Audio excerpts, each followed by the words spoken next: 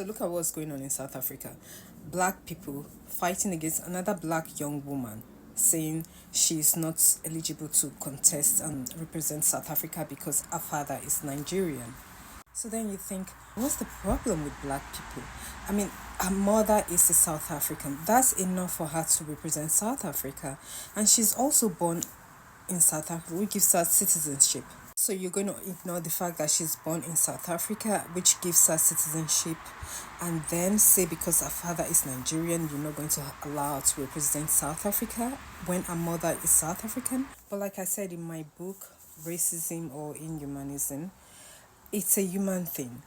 It is natural for human beings to always fight for their own interests. And that's what we're seeing around the world.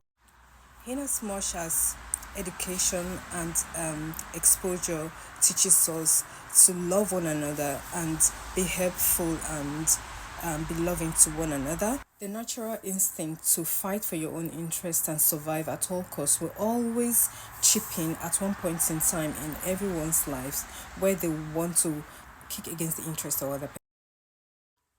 It only takes one person to get into difficulty and doubt themselves and be in insecurities for them to start fighting against the interest of other people and put their own interests first. And this can manifest itself in different ways. So back to the point in my book, Racism or Inhumanism. The problem we have in this world is not racism, xenophobia or whatever, it's inhumanism. The tendency for one human being to dehumanize another based on their inferior beliefs of the other person. And this is basically due to insecurities. As long as human beings live, this problem is always going to exist.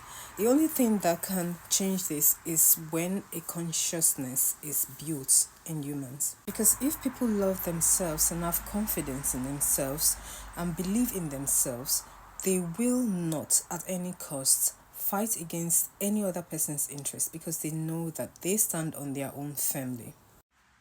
If you would like to know more about my thoughts on this issue of inhumanism and how to build a consciousness in the whole world to promote love and all, go and get my book. The title of my book is called Racism or Inhumanism. It's on Amazon for grabs.